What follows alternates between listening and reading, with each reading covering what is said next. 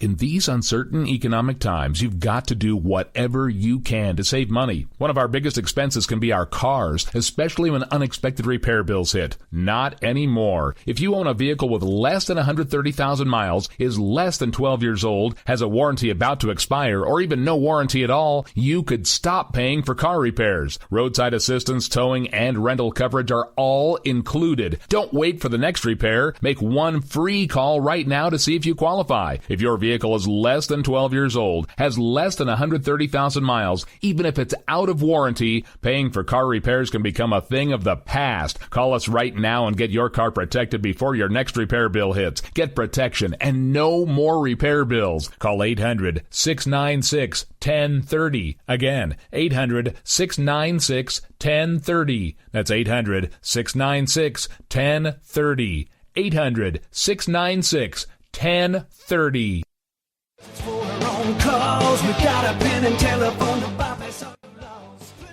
All right, folks, this is Rick Robinson with you. I want to tell you about some friends of mine from a company called Security Enforcement Specialists. When I ran my security agency for 12 years, I worked with one of these partners on a daily basis. He's been involved in this agency now, and with his other partner, they do have over 30 years of experience in the private security industry. If you own a business and you need someone to keep you or your customers or residents safe, then I highly recommend contacting Security Enforcement Specialists today. Give them a call at 405-703-1796. Again, that's 405-703-1796. And again, tell them Rick from K98 Talk sent you. Like I said, if you need the help, they are here for you. So make sure that you go look them up, check them out, and see what they can do. Wrong way. Welcome to the place.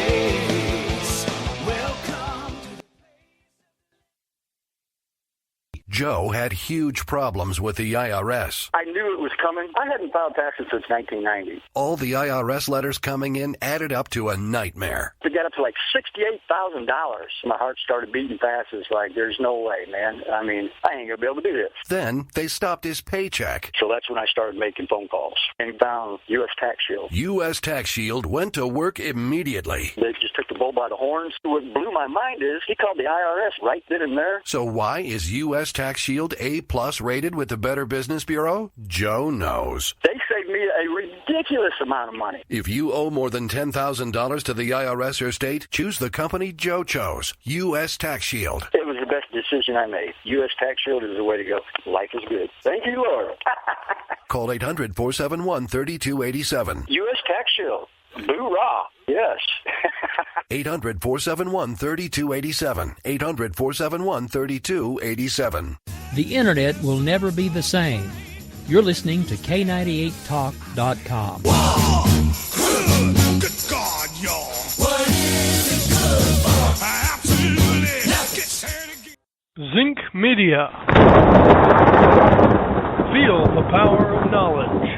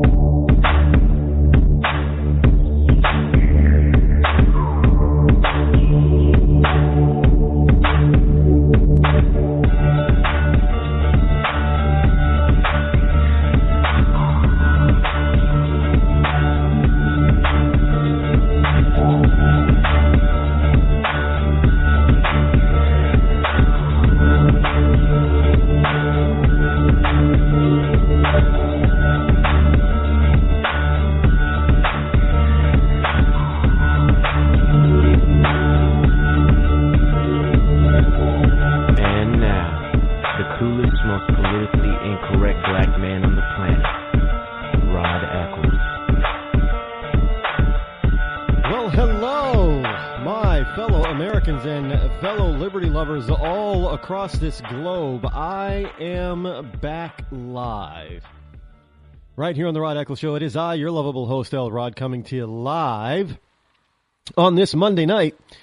It is September the 28th, the year of our Lord 2015, as I broadcast live from the Granite State, the state with the motto of live free or die. It is not big government or bust, and I check just about every day, as I did today, and it is still live free or die. And the number that you can call this evening is toll-free, 603-835-3224. Again, that's 603 835-3224. Now, I know in my absence there was a lot that went down. And I know probably a lot of you want to know what my take is on the Boehner resignation. And, I keep saying Bonnier, and it is Boehner. It is John Boehner, not Bonnier. Maybe it sounds better as Bonnier. I don't know. But the resignation of the Speaker of the House, which takes effect at the end of October, and by the way, October is around the corner. It's not even down the street anymore. It's just around the corner. Unbelievable already. And I got that and a lot more to go over with you today about what has been happening over the past week or so. One of the things that I saw come across my news feed one of the interesting things that came across my news feed over the past few days was, believe it or not, Tom Brady. And I got to tell you, when I was down in North Carolina last week, wonderful group of people. I got the opportunity to speak in front of two wonderful, committed, constitutional conservative groups down in North Carolina. One was in New Bern, North Carolina. The women's group, what is it? The Eastern North Carolina Republican Women's Group. Had a great time with them. I actually stayed with some newfound friends. They allowed me to stay in their home, and that would be Diane and Denny Booker, and they were fantastic. You got to. I mean, you know what? Those are two people that if I actually lived there, I would probably, they would definitely be friends, and we'd probably hang out a lot. That's how much I enjoyed their company, and I hope they enjoyed mine as well. They were just a fantastic, I mean, they're an older couple. They have adult children. And I do believe, Denny ran for mayor of New Bern, but I guess he was defeated. He didn't win that one. I don't know if he's thinking about trying that run again.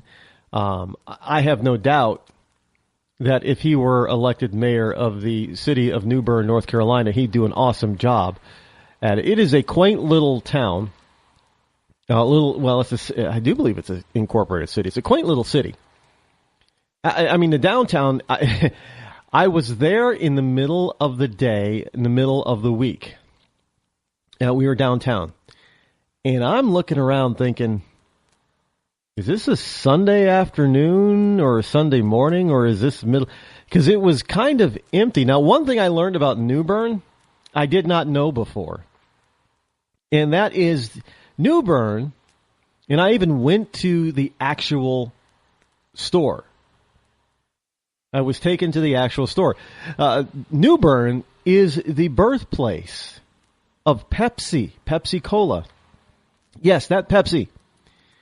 And I think it was called, the original, when it was at first, developed by a pharmacist.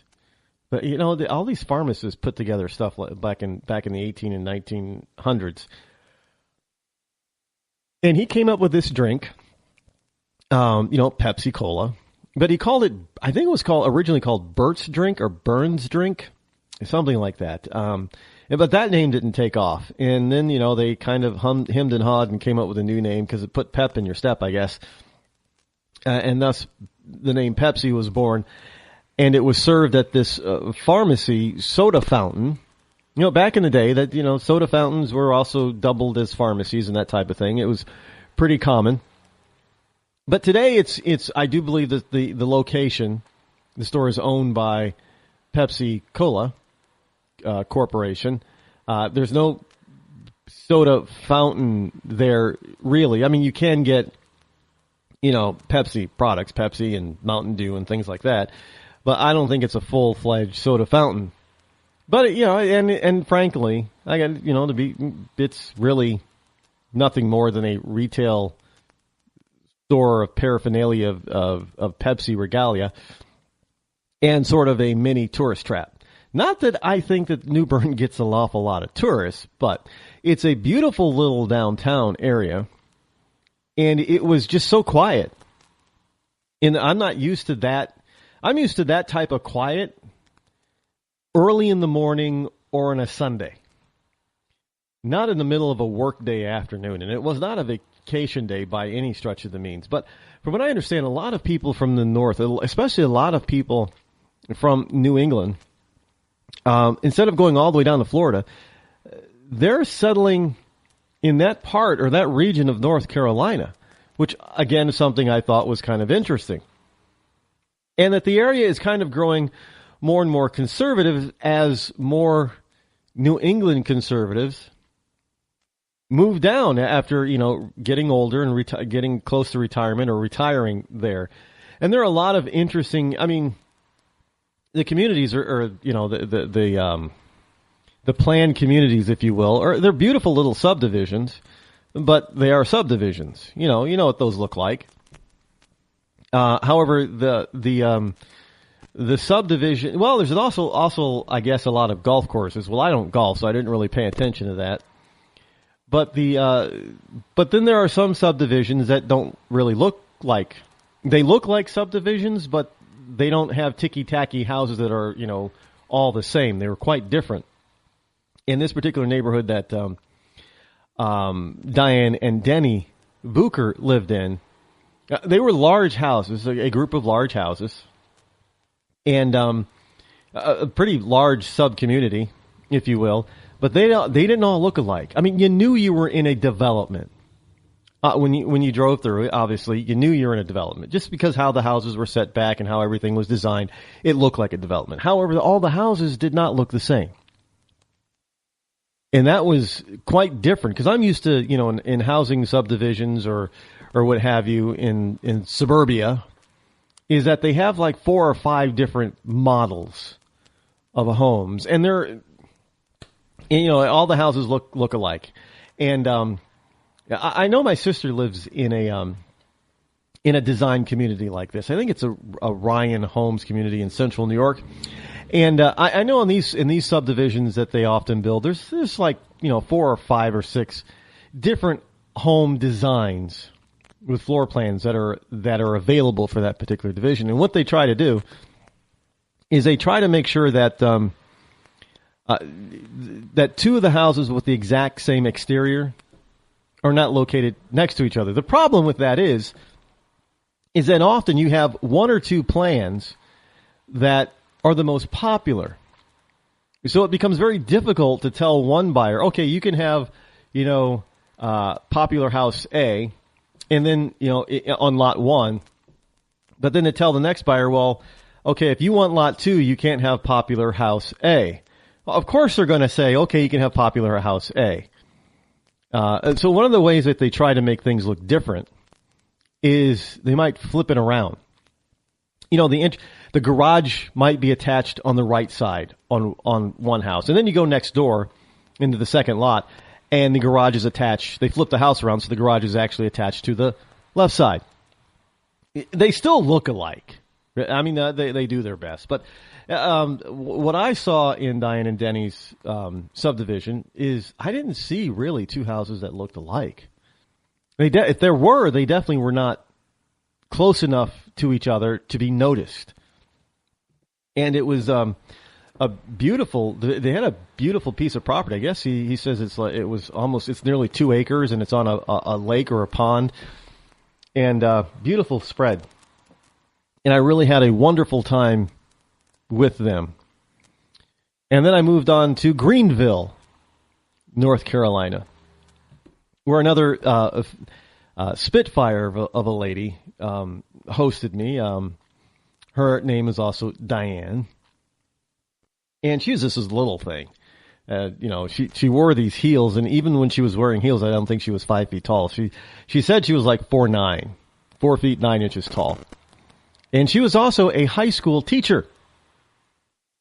Believe it or not, she was a high school, and I actually got to sit in on her high school class while I was there. And yeah, she was doing things. She was teaching chemistry to one of her classes, and I got to tell you, honest, I was straining to remember my chemistry. As she was going over certain parts of the periodic table, I was really straining to remember my lessons on the periodic table. Now, it all came back, but I got to tell you, it's not. I've learned this stuff. You and we've learned this stuff before, but to sit in it after all of these years of not utilizing it, it's almost like you're learning it all over again. So it was really kind of different. And then, of course, she had a governments class, but we also broke in the middle of the day. We actually got to, because it was a private school, a Catholic school, actually, high school. Of course, as you can expect, they broke to watch the speech of Pope Francis. The Pope, obviously Catholics, and it was an entire school event, if you will, in their school's quote unquote auditorium, and watch the feed of the entire speech. Yes, it was less than an hour, it was about 45 minutes or so. But that was an hour out of their day. And believe it or not, once the Pope started speaking, something that I found fascinating. Now, I'm not Catholic, but what I found fascinating is that nearly every single student seemed to sit mesmerized, paying attention to what the Pope was saying. Now, I don't know if the teachers threatened to give the kids a quiz or something afterwards, but I just found it amazing that you have all these high school students, 9 through 12, basically 14 to 18 years of age, who would probably much rather be anywhere doing anything else than sitting in front of a large screen. Well, it wasn't the TV, it was a projector TV, a large screen projector TV, listening to the Pope. But if that's what you thought, like I thought, you would be wrong, because I would say maybe there was one or two students that weren't really paying attention, because the entire school, other than maybe those one or two, were paying attention, seemed to be paying attention to the Pope. And there was no shh or settle down or pay attention. The teachers and administration didn't have to speak to those kids, not even once, which is something else. You want to talk about discipline? I mean, these kids knew discipline. They knew how to act. Plain and simple. And it was an amazing time. And of course, giving my keynotes to these two groups was a lot of fun. Questions that came at me were fast and furious.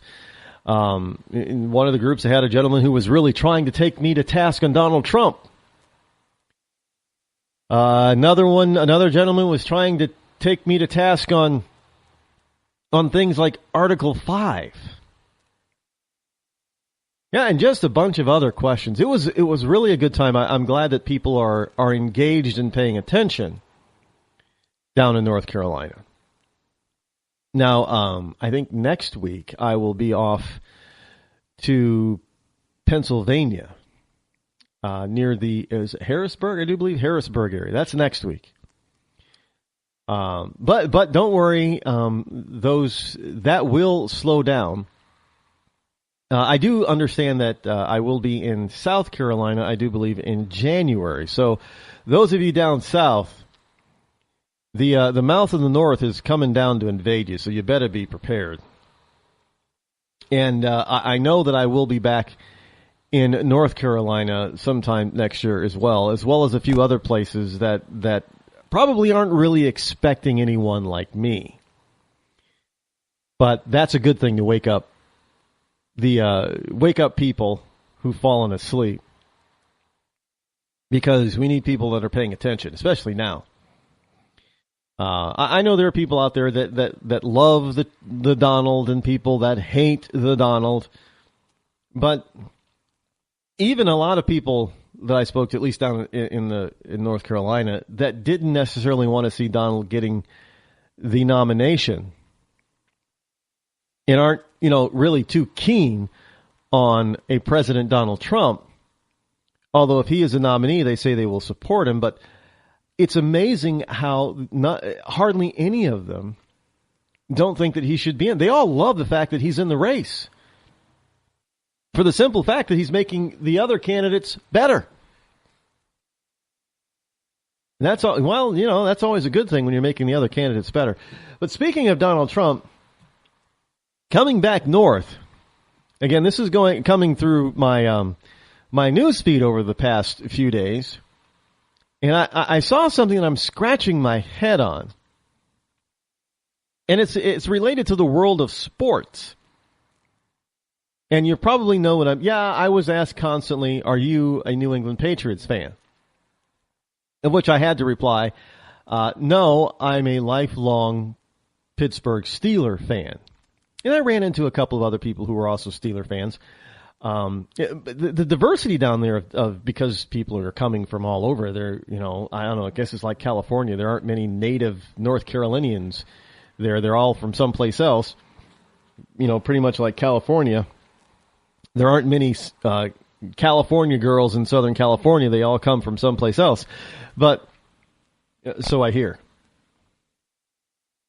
But I had to acknowledge that, and they asked me about what, people asked me on the side about what I thought of Deflategate. And I told them I thought it was a farce. And I had to give Tom Brady his props. I mean, I admit it, Tom Brady is probably, arguably, the best quarterback to ever play the game. Not just now, but ever in the history of the game. I know there are people saying, no, that's Johnny Unitas. I understand that. I did not see Johnny Unitas play, but I understand the records that he once held and his stats. And I also understand that he did it in a different era, with fewer games per season, that type of thing. But it's that's why I said arguably. I think if you're going to talk about the greatest quarterbacks to ever play the game, you're probably, as far as not only their stats, but their presence on the field, the quote unquote fear and respect that they instill from the other teams. I think the two that you're going to find right at the top are Tom Brady and Johnny Unitas. I don't think there's a question. Now, who is actually better? Unitas didn't play as long as Brady is playing. By the way, might I add, I'm looking at a picture of Brady right now because I'm going to go over something that involves Tom Brady in politics, not just football. The man is 38 years old. And I know there are a lot of women out there that just love this guy. He think he's gorgeous, handsome, stud muffin, all that kind of stuff. And he's, 38. I got recent pictures of him. He looks pretty darn good for 38. I guess that's what you get when you have a supermodel for a wife. She's probably going to keep you looking good for as long as possible. But there's a problem. Tom is human. And in this latest picture of him, I'm looking at him like, hey, Tom, buddy. Now, do you remember a few years ago, he had that long hair? And that was one of the things that everybody talked about. All the commentators, they talked about Tom Brady's long, thick hair. And, everybody thought, well, maybe it was his wife, Giselle, that was her prodding to have him. I had a neighbor that at that particular point in time that with his hair gushed over him. Oh, he's so gorgeous with that long hair. Yeah, okay, great. If you say so, great. But he still looks good for 38, but here's the problem. I believe Tom's hairline, those long, luscious locks are long gone, and he's got a more conservative short haircut, and it's revealing his receding hairline. I think he's starting to lose his hair.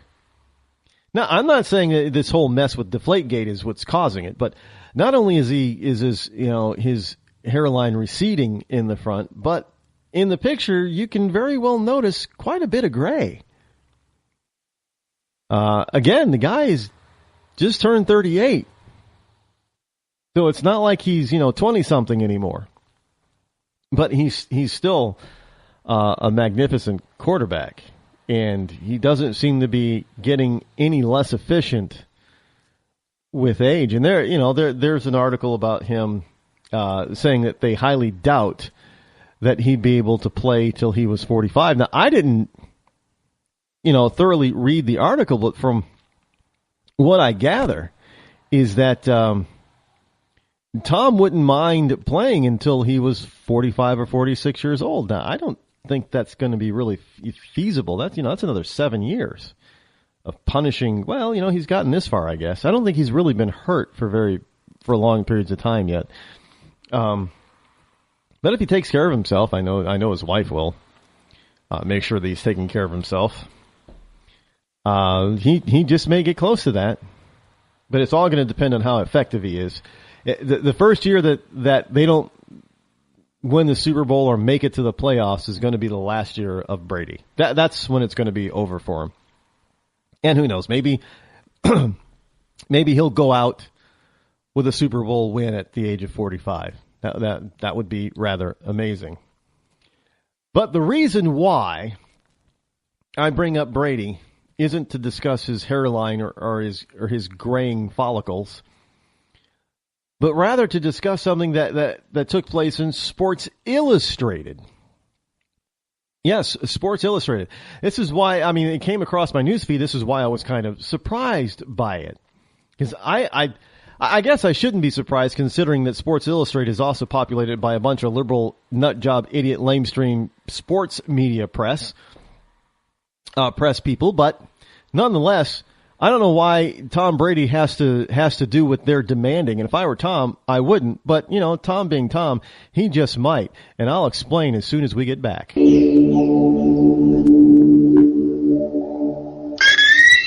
our water heater broke down last month, it was a nightmare. It took 5 hours for the plumber to show up, and he charged us a couple of $100 just to come out. Then it cost another $1,800 to put in the new water heater. By the time it was all said and done, I felt like I'd been taken. But what else could I do? The smartest thing you can do is get a home warranty from American Residential Warranty. Their home warranties pay to repair or replace all your major appliances when they break, and they will break, and at the worst possible time. Call American Residential Warranty right now for free information on home warranties starting at just pennies a day. Don't wait for your refrigerator to stop running or your ceiling fans to stop turning. Call American Residential Warranty right now. Ask how you can save up to 50% on washer and dryer coverage. Just call 1-800-616-8010. That's 1-800-616-8010. Again, 1-800-616-8010. Call now. Did you ever look at the stains in your coffee cup and then realize that's exactly what happens to your teeth? Power Swabs is the 5-minute solution to get your teeth white without visiting the dentist. This is Ben Gordon with Power Swabs, and if your teeth are stained from coffee, tea, or smoking, all it takes is 5 minutes with Power Swabs. In 5 minutes, you'll see an average of 2 shades whiter teeth, and in 7 days, 6 shades. It's clinically proven to whiten natural teeth as well as caps and veneers. The secret is a tooth detergent that was developed by Dr. Martin Ginniger that lifts stains off of your teeth. Best of all, there's no messy strips or trays that you have to leave in your mouth for an hour. Just swab your teeth for 5 minutes and you're done. To try Power Swabs risk-free, call 1-800-291-5140. That's 1-800-291-5140. I guarantee your bright white smile will have your friends talking about how great you look. Try it risk-free today. 1-800-291-5140. That's 1-800-291-5140.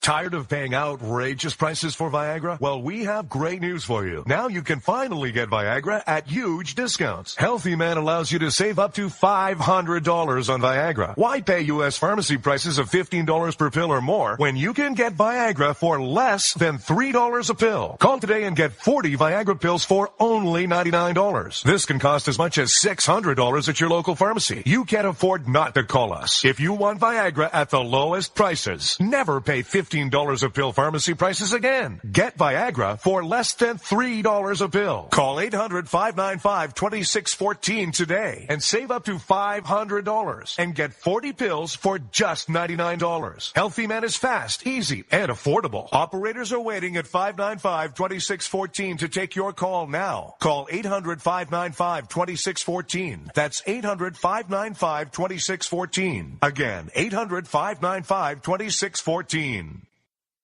Start training for a new career in as little as 18 days. National EMS Institute's innovative boot camp program will train you for a new career. Learn to respond to emergency situations and become a certified EMT in just 18 days. National EMS Institute guarantees 100% job placement. Visit www.nationaleMSinstitute.com today to learn more about our 18-day boot camp. Or call us at 1-800-497-6732. NationalEMSInstitute.com. Stuck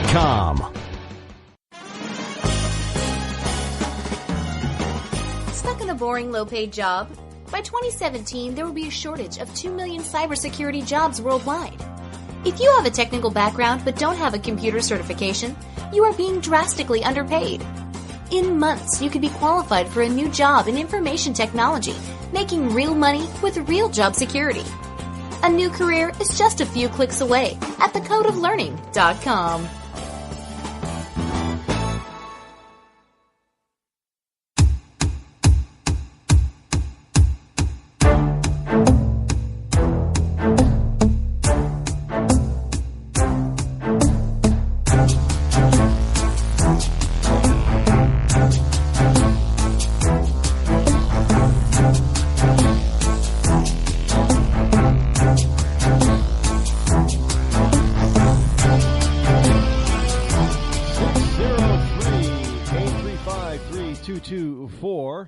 Because you're still listening to yours truly, me, Elrod, your lovable host.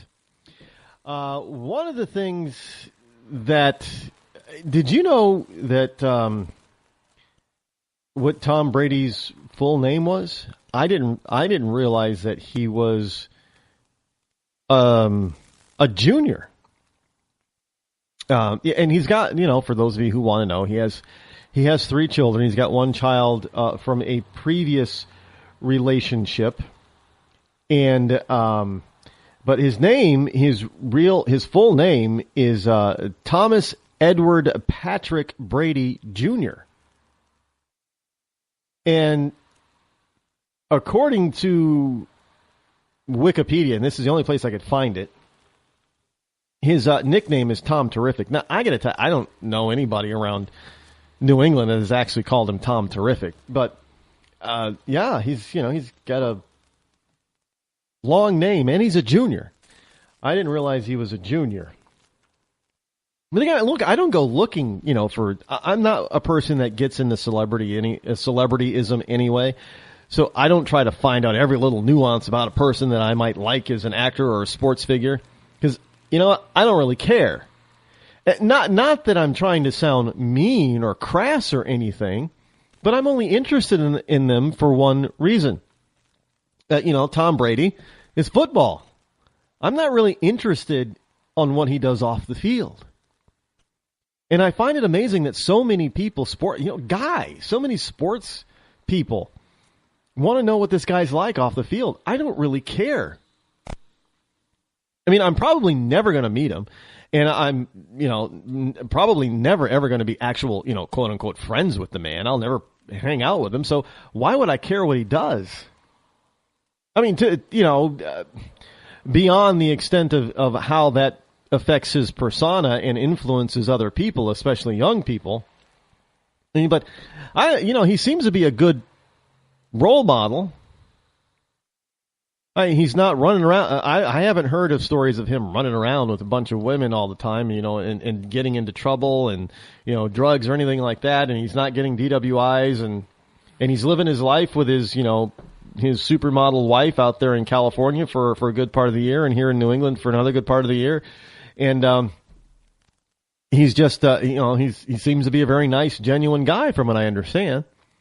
So I know people like, did you see the house that him and Giselle built? I could care less. It was think it was like a $30 million spread out there. I don't care. Two lucky spoiled kids, I guess. His first child is a son, I do believe. Does not even share his last name because the child's mother and Tom were not married. If I'm not mistaken, weren't they actually engaged at one point?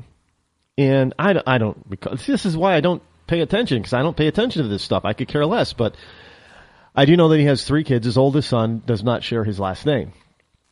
Don't know why that is. Don't particularly care. That's between him and the baby, the baby mama.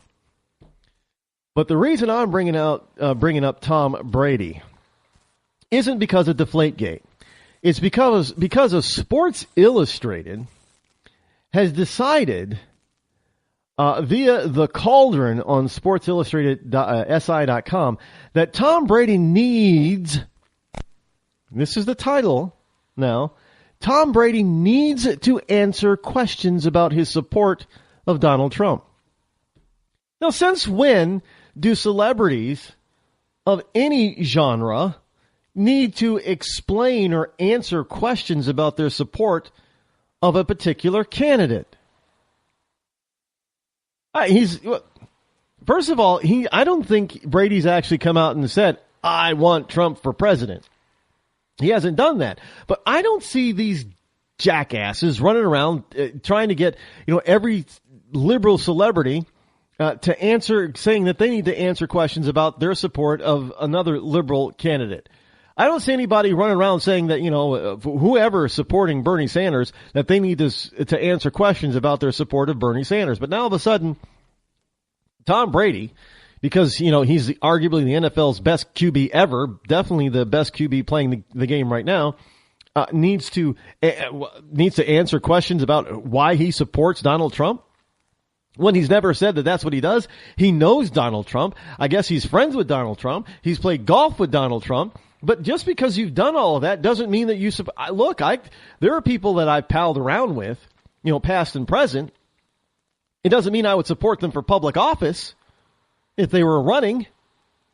I mean, what kind of nonsense is that? Just is it guilt by association in that? Or I guess support by association. Now, it'd be very difficult for me right now, and especially going forward, as this program grows and I become, better known, and I get the opportunity to meet and possibly hang out with more and more people of note. Am I going to have to explain every time somebody demands that I explain my support without me ever saying that I support somebody? Just because I hang out with somebody doesn't mean I support them for public office. Just because Tom Brady was hanging out with, but this is the liberal left. And they just can't stand the fact that Donald Trump is Donald Trump. They can't get him. They have nothing on him. They've tried. Just like the gentleman that was trying to question me about Donald Trump down in Greenville. Donald Trump has gone bankrupt. No, he hasn't gone personally bankrupt.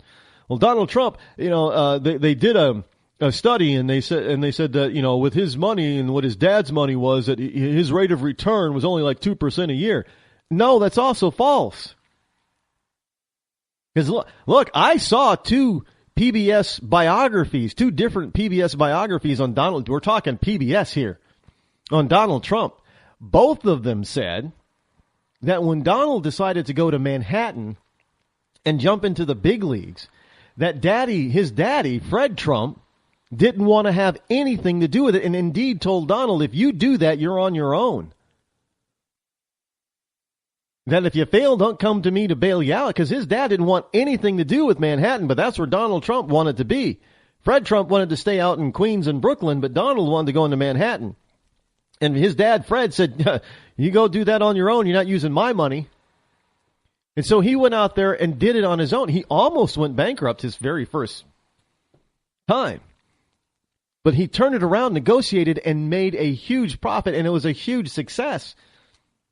So all that money that everybody thinks that, Donald Trump inherited. No, he didn't inherit. He's a self-made man, actually. Sure, he had a few He had connections because of what his father, who his father was and what his father did for a living. He had connections that many of us don't have, but he still had to go out there and do it himself. He had to put that together. He had to negotiate in order to save that first project of his and to turn it around and make it a profit. And that's exactly what he did. He's a self-made man. Nobody can take it away from him. If you want to talk about return on investment, now the man's worth well over $10 billion as far as I'm concerned right now, looking at all his holdings. That's greater than a 2% return since the 80s when he got started. He started with basically nothing. But I don't, I don't know where this, well, I do know where the love-hate comes with Donald, because Donald Trump is out there telling the truth, what he believes to be the truth. He isn't apologizing for a damn thing. He's not backing off. He's not walking anything back. And the left just can't understand, because the left goes after him, and tries to say, well, this about Donald and that about Donald. And Donald doubles down and attacks right back. And it's been a long, long, long time since the lamestream media and the left have had to deal with a potential Republican that does not back down. They don't know what to do. And so now they're out there, well, geez, if anybody out there is supporting Donald Trump, we want to know why. So they assume that because Tom Brady hung out with Donald a few times, that by osmosis, he's just going to support him. And if he's going to support Donald Trump, well, he needs to explain why he's supporting Donald Trump. Tom Brady needs to explain. And trust me, it isn't this, hey, Tom, you want to tell us why you might be supporting Donald Trump? No. It is, you need to explain, buddy, why you like Donald. That's what they're demanding. They're not asking. They're demanding. It's the title of the piece. Tom Brady needs to answer questions about his support of Donald Trump. Why? Because some hack at Sports Illustrated decided, and this is a piece by it's authored by Aaron Leibowitz. I don't know why. I know why. I just don't understand why people accept this kind of stuff from the lamestream media. I mean, when you listen to some of the questions that the supposed, journalists have been asking of Donald Trump, have been asking of Ben Carson, have been asking of Carly Fiorina and a few other Republicans, those are not journalistic questions. Those are pompous ass, leftist supporting, agenda pushing questions. Plain and simple. Well, look, I'm not a journalist. So I don't have to be neutral. I can go after a candidate on either side of the island, and really push my own agenda if I have one. But if you're a journalist, you don't have you're not supposed to have an agenda. And if you do, you're not supposed to bring it out in your work. These people are at the point now where they don't even care. They used to try to hide the fact that they were leftists. The majority of them were leftists. They're not even trying to hide that anymore. Which just goes to tell you the level of discord that the media has for the general public, which is you and me. No, don't lump me in with the lamestream media. I'm not a part of the media. No way, no how. And I sure as hell wouldn't be demanding that if Tom Brady wanted to support, if he was supporting Hillary Clinton, I would not be out there saying Tom Brady needs to explain why he supports Hillary Clinton. Now, I guarantee you, if he were out there supporting Hillary Clinton, this demand from Sports Illustrated would not pop up. It would not. But since he's out there supporting somebody who is now, if Brady was supporting, I don't know, maybe somebody like Jeb Bush, Well, he wouldn't be, they wouldn't be demanding that he explain himself for his support for Jeb Bush. No, because, Jeb is probably, the lamestream media's, he was their favorite. Kind of like McCain was their favorite over Romney. And the lamestream media has been trying, and they just can't figure out why they are not able to pick our candidate so far. That no matter what they do or what they say or what they ask or how they think they've asked and gotcha question, they cannot seem to put off the Republican voter on people like Donald Trump and Dr. Carson and now Carly Fiorina, in that the people that they did support, like Jeb Bush, they keep falling in the polls. Like Chris Christie can't get any traction. Look, the left loves those people. But, look, they don't want, you can tell who the press hates. Look, do you see them giving much airtime to people like Bobby Jindal or to Ted Cruz or to Marco Rubio? No, because, they're kind of like Trump. They don't want those kind of people out there winning the Republican nod, because if they do, they would kick Hillary's you-know-what. So this whole notion that Tom Brady, now Tom's got to, but Tom did answer this. He did answer. And this is on NESN, the New England Sports Network. And he was asked about this on WEEI's Dennis Callahan and Minihan show. And Brady says, well, politics isn't exactly his thing. He says, look, I've known him for a long time. He's been a fun guy that I've had a lot of time around. The fact that he's running, it's obviously led to a lot of stories and debates, and I know the ratings were huge for all those Republican debates and so forth. He said, one way or the other, it's so far away from when the election will be, and whatever I vote is going to be my own personal choice based on how I feel. I don't even know what the issues are right now. Well, that's a problem right there. So, no, he shouldn't be supporting anybody if he doesn't even know what the issues are. He says, I don't even know what the issues are, and I haven't paid attention to politics in a long time. It's actually not something that I really even enjoy. It's way off my radar. Well, at least he's being honest about that. Look, politics is something many people don't. I don't particularly enjoy politics. But I got to pay attention. As an American citizen, is my civic duty to be paying attention to what these people are doing to us. So it's not something that I take pleasure. Look, I don't take pleasure in bringing you bad news. On a nightly. That's why I probably couldn't be a journalist. I wouldn't, a news anchor or something like that. And I wouldn't be able to smile or smirk while giving you bad news. It just.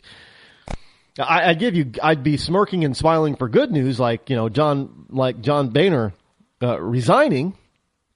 That's good news. I would do that, but other than the plane crashed or the school bus was run off the highway and children died. No, that's not my thing.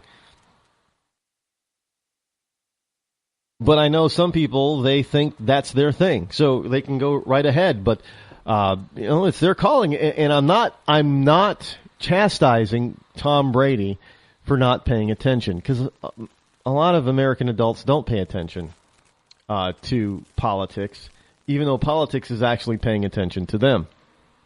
They think they have better things to do. They think they're too busy. I would, disagree with that assertion or notion. But it is what it is. And so I don't think Tom owes anybody. I would think, Tom answered it kind of deftly when he was on NESN. Look, this is, because people ask me all the time right now, well, who do you support, Rod? Who do you support? At this particular point in time, I don't support anyone. It's way too early. I want to see what more they have to say.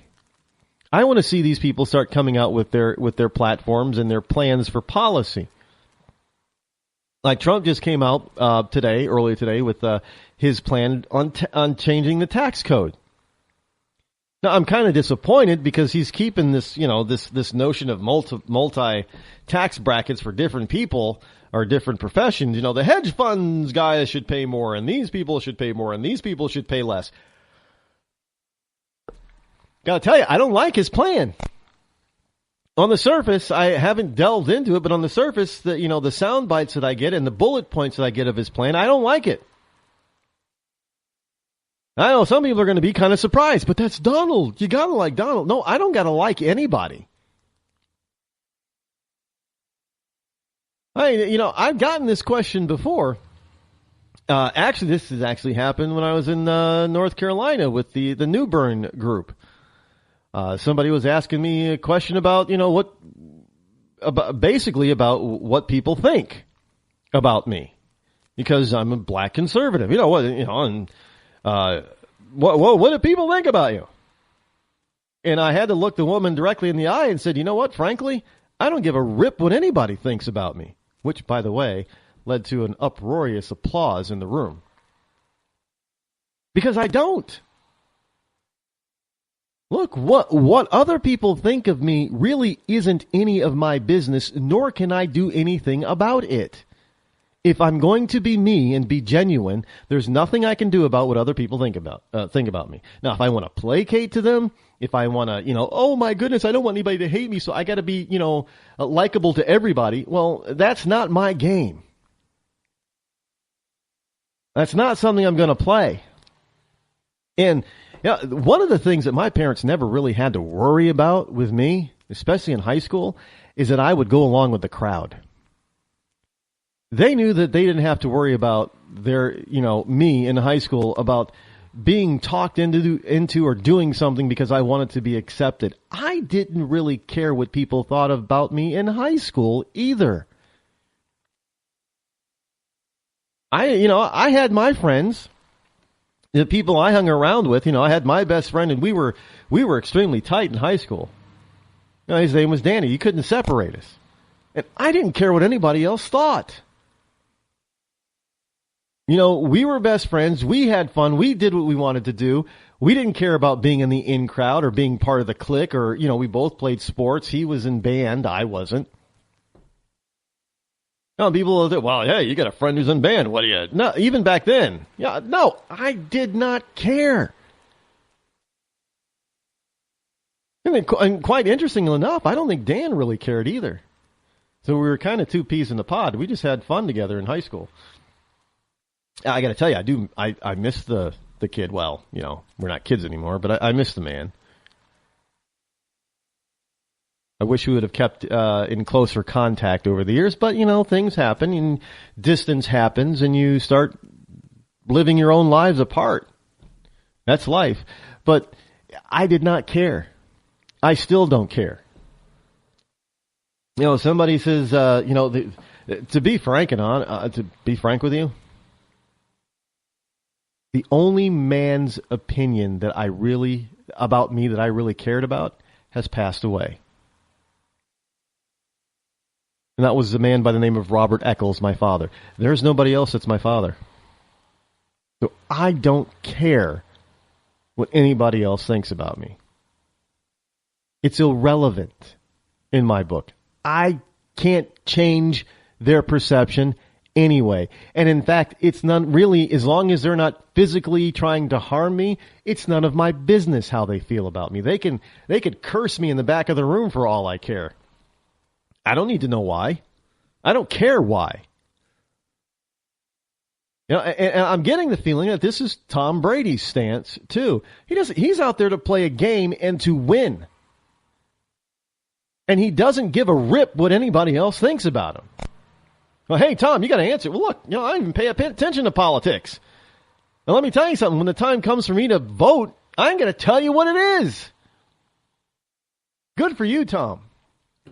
Because it's nobody's business. Just as it's, It's not my business of what other people think about me, and I'm not even going to waste my time trying to figure all that kind of crap out. Because frankly, it doesn't really make any sense, and I'm not going to be able to change it anyway. So why should I worry about it? Look, the gray hairs that I get aren't going to be from me worrying about what other people think about me. That's for dang sure. I'm not going to care. And there's other parts. Well, what about other things? Well, there are other things in Tom's life and my life and that are just nobody else's business. Whatever you do in your personal life is none of anybody else's business. That's why I don't follow celebrity. I don't care what they do in their private life. That's why it's called private. If he's a football player, then you care about what he's doing on the field. If he's not harming anybody while he's off the field, then you don't even have to care what he's doing off the field. No big deal. He's not out there, blowing things up, promoting drugs or, Tom's just a good, part of the problem is Tom is a pretty much a clean guy. And other than because he's part of a team that constantly wins, which is why everybody hates him, outside of New England, he doesn't really, the whole Deflategate, what is it? That's really a scandal? They blew this whole thing up, pun intended, because it really wasn't that big of a deal. It really wasn't. And it meant nothing as far as New England winning or not winning. I mean, they just walloped the competition anyway. But they got to take this as a lesson. People will always try to find something negative when you become successful. They will always try to dig up your negative past, something from your past is negative, or something that they think that you're doing now is negative. They will always try to put that forth. Even if it's in your private life. Oh, my goodness. Hey, he's got a divorce or he's got a child of wedlock. That has nothing to do with what's happening on the field. Who cares about all of this other stuff? He doesn't have to discuss it. Brady doesn't have to answer any questions. I don't care if you demand it or not. You don't have the right to demand it anyway, Mr. Leibowitz. How about we start, what we need to do? We need to start flipping these questions around. We need to start asking our so-called journalists these kind of questions because, hey, you're the ones with agendas that are saying that you don't have them. And we know that's a lie because every single time you open your mouth, you prove you do. The leader in talk radio on the internet, right here on K98Talk.com.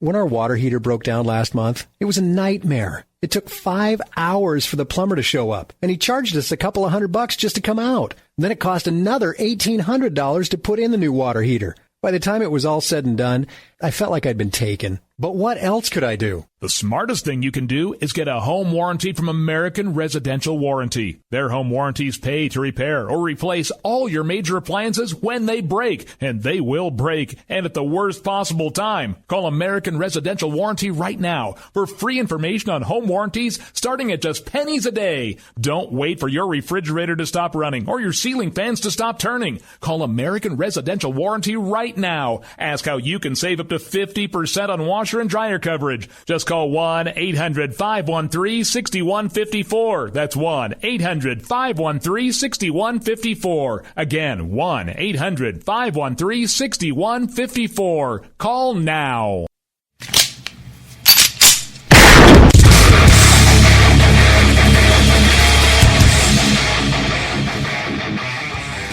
This is Slickery Trigger for Rebel Road Tactical.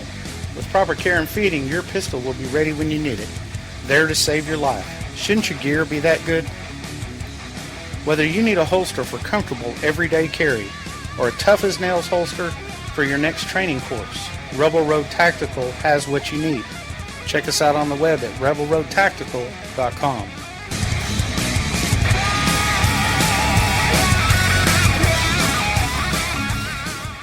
Tired of paying outrageous prices for Viagra? Well, we have great news for you. Now you can finally get Viagra at huge discounts. Healthy Man allows you to save up to $500 on Viagra. Why pay U.S. pharmacy prices of $15 per pill or more when you can get Viagra for less than $3 a pill? Call today and get 40 Viagra pills for only $99. This can cost as much as $600 at your local pharmacy. You can't afford not to call us. If you want Viagra at the lowest prices, never pay $15 a pill pharmacy prices again. Get Viagra for less than $3 a pill. Call 1-800-516-7602 today and save up to $500 and get 40 pills for just $99. Healthy Man is fast, easy, and affordable. Operators are waiting at 1-800-516-7602 to take your call right now. Call 1-800-516-7602. That's 1-800-516-7602. Again, 1-800-516-7602. In these uncertain economic times, you've got to do whatever you can to save money. One of our biggest expenses can be our cars, especially when unexpected repair bills hit. Not anymore. If you own a vehicle with less than 130,000 miles, is less than 12 years old, has a warranty about to expire, or even no warranty at all, you could stop paying for car repairs. Roadside assistance, towing, and rental coverage are all included. Don't wait for the next repair. Make one free call right now to see if you qualify. If your vehicle is less than 12 years old, has less than 130,000 miles, even if it's out of warranty, paying for car repairs can become a thing of the past. Call us right now and get your car protected before your next repair bill hits. Get protection and no more repair bills. Call 800-696-1030. Again, 800-696-1030. That's 800-696-1030. 800-696-1030.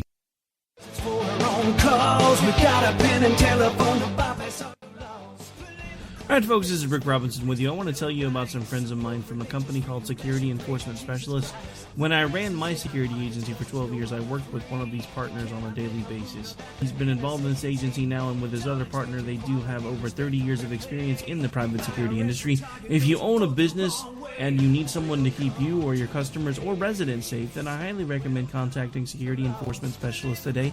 Give them a call at 405-703-1796. Again, that's 405-703-1796. Again, tell them Rick from K98 Talk sent you. Like I said, if you need the help, they are here for you. So make sure that you go look them up, check them out, and see what they can do. Wrong way. Welcome to the place.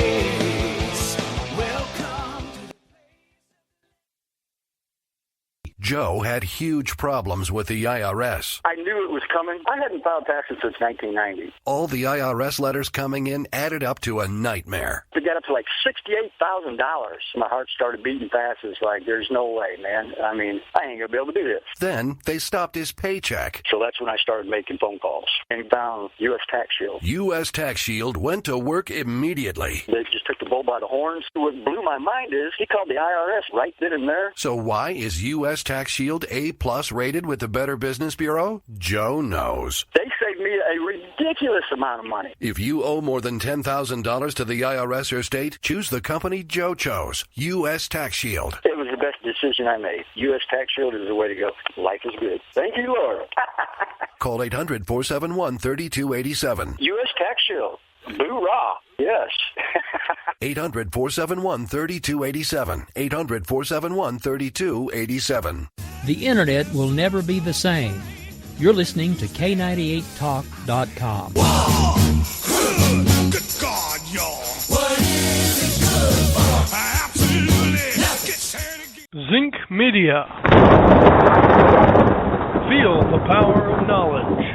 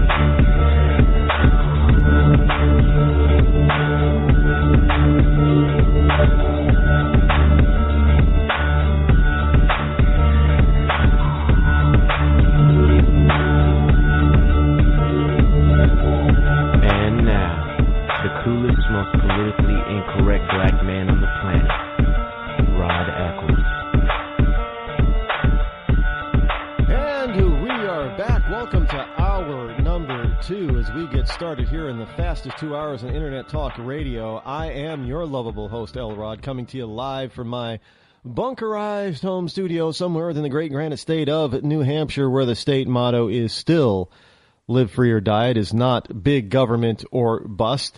The number that you can call in this evening, should you wish to speak to yours truly, me, is toll-free 603-835-3224. Again, that's 603-835-3224. As we get right into... Hey, you know, one of the things with... well, I know... Did everybody see the wonderful show that we had last night in our solar system? And that would be, the supermoon, the blood moon, the solar eclipse and all that kind of stuff. I got to see it. It was a beautiful sight. Knowing all that's, outer space is fascinating. It's absolutely fascinating. But what most of us don't realize, or at least we don't think about, is how outer space affects inner space. In that inner space, I mean this planet. Because everything that happens out there, directly and indirectly, affects everything that happens down here.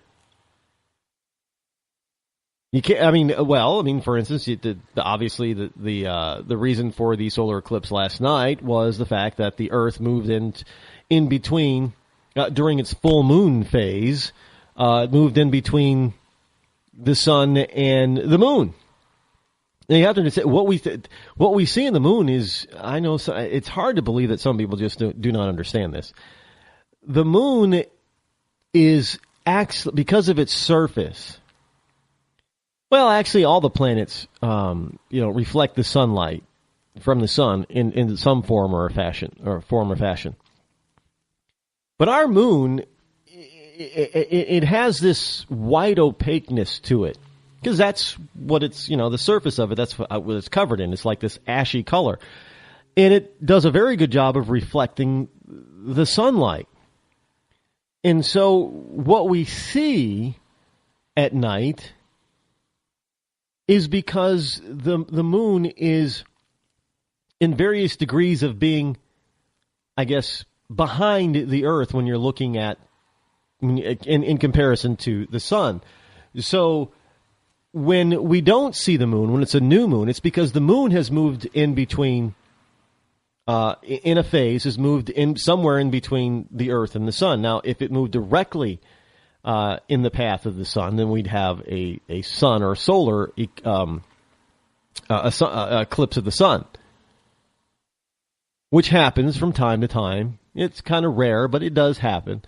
But the other time is that, in a direct view, it's not in a direct line of sight between the sun and the Earth, but because it reflects the light of the sun instead of having its own luminescent force, we can't see it.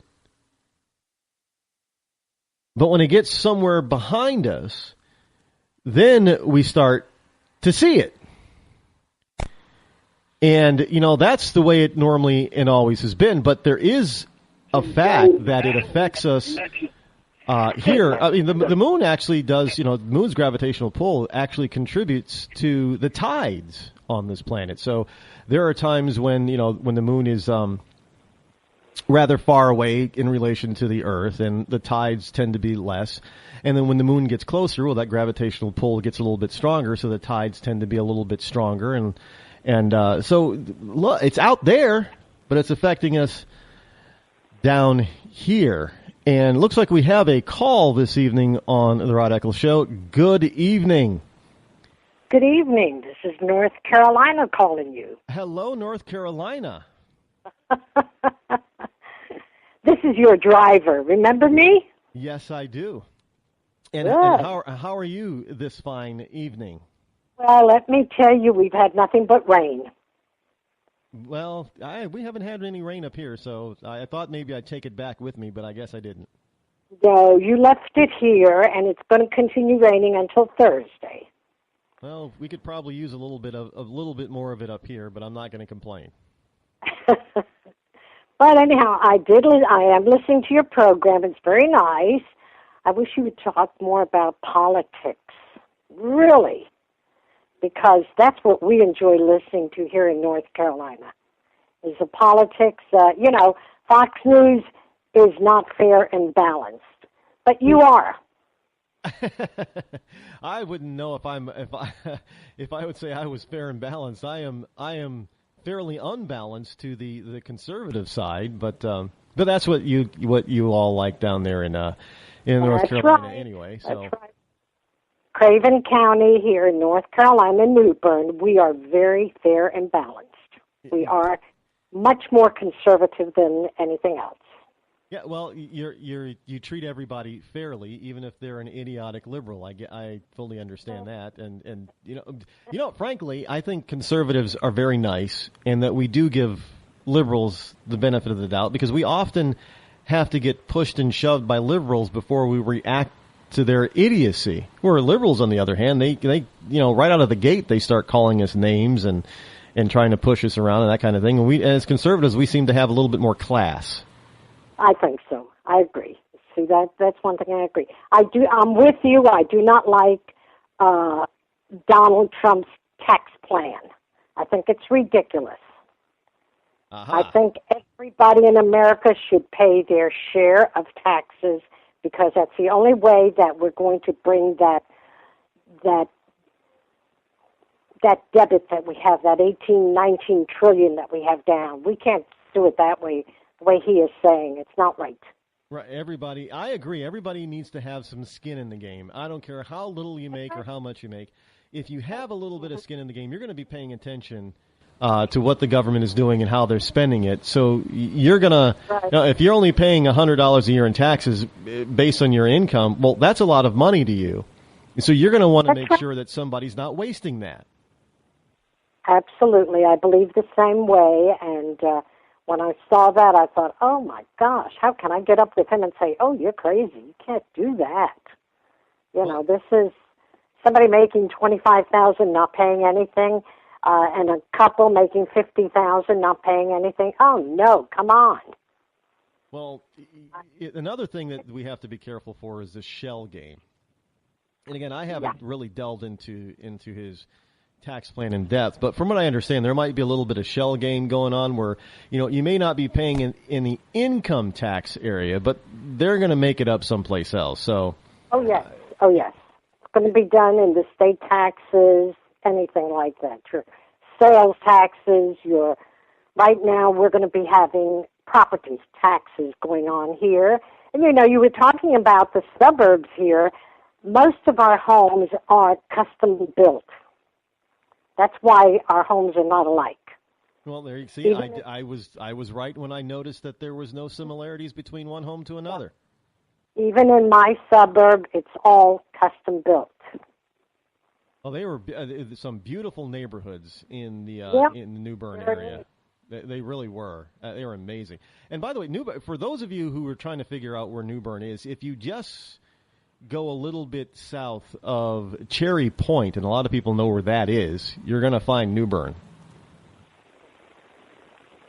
No, you go south towards Cherry. You go first New Bern, and then you go Havelock, and Cherry Point is in Havelock. Okay. So further on down is the ocean. About 15 miles down is the Atlantic Ocean. Okay, so Cherry Point is approximately south of New Bern, not the other way around. Right.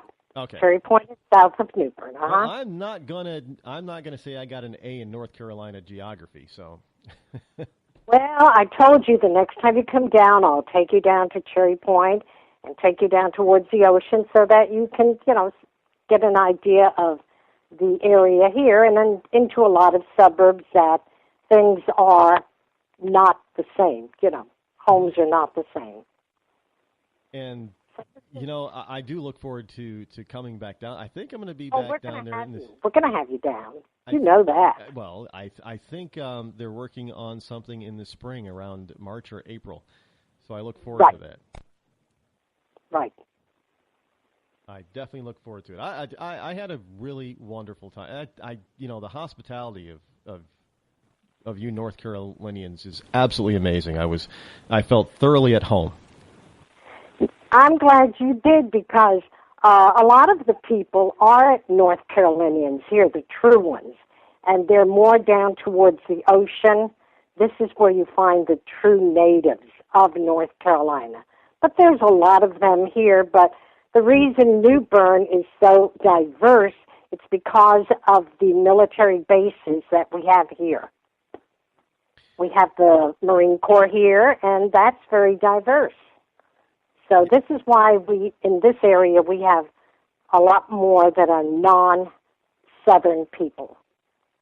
Well, they one of the things is about the military. Everybody, people who are not familiar with the military tend to think that they're a bunch of, simpletons, idiotic, and not very bright or very smart, and they're very rude or crude or crass. And I got to tell you, some of the nicest people on the planet and some of the brightest people on the planet are our military personnel. They're the best. They are the best. They really are. But you guys were great down there, and we enjoyed having you. That's why I wanted to call you, let you know. We really enjoyed having you. It was a pleasure, and we enjoyed everything you told us, because you were talking to the choir. We knew what you were saying. We understood. We were informed citizens here. And that's what my goal is, just to inform everyone. Right. I want everybody to be informed. I don't care where they are.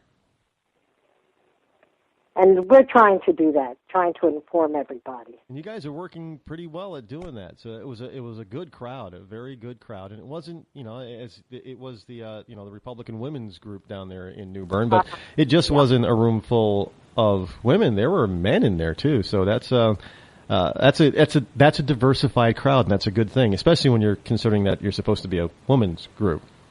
Right. It was I'm good. sure the left would have a heyday with that. They were like, wait a minute, you're only talking to women? No, there were men there too. Oh, yes. They are associate members. The women are the members, and the men are associate members. Well, you allow men to be members of a woman's group? Well, you know what that is, don't you? Yes. That's diversification that the liberal left says that we don't have. Yeah, we do. They are associate members. Any man can be an associate member. And they're still men. They're not the other kind. Yes, they're men. Men. They're not trannies. No. They're men. That's great. Now this is Lillian, correct? Yes, it is Lillian. I recognize the voice. That's right. Lillian, I do appreciate your call. It is a pleasure you are a Spitfire, too. You are absolutely something else. Lillian, ladies and gentlemen, she was one of my drivers, if you will, one of my, I should say, mobile host. That's right. Driving me here and there, and she was fantastic. I actually, now this is how on top of it this lady is, ladies and gentlemen. We were halfway between New Bern and Greenville, North Carolina, and I realized that I had forgotten my camera back at Diane and Denny's home. She didn't even hesitate. She jumped on her phone and called my former host, Diane, and then arranged to have that camera delivered to me. And the next day, my host in Greenville handed me my camera before I was off to be on my plane. And I don't know any place else that would do that, but I do thank you very much for that. You're welcome. And see, I'm a Yankee too, and I did that. I felt like such an idiot for forgetting it, because I actually left it right where I would not forget it, and I went off and left it and forgot it. But you guys did a better job than the United States Postal Service. That's right. We certainly do. But the thing is this, that I forget things, too, when I'm traveling. So then I have to go to a store to buy something, and it's nice if I could say, if somebody was with me and say, oh, I have that, you can have it, whatever, because you always forget something. You do, and I do all the time, even when I try not to. I still do. And it was fun, you know. The only thing I hated was getting up so early and having to pick you up so early. I felt like, oh my gosh. But that was okay. Yes. Everything worked out good, and like I said, I'm thrilled that you came, and we will have you back down here. Well, I definitely appreciate that, and I look forward to it. Okay, and I will be listening to your radio every time I get a chance to, okay? Thanks, Lillian. Have a great night. You too. Thanks Bye-bye. for calling in. Bye-bye. I told you, folks, it's great. You know what? What you have to understand is the people of this country. I don't understand. Well, when it comes to conservatives, the hospitality of conservatives is unparalleled with anybody on the planet, really.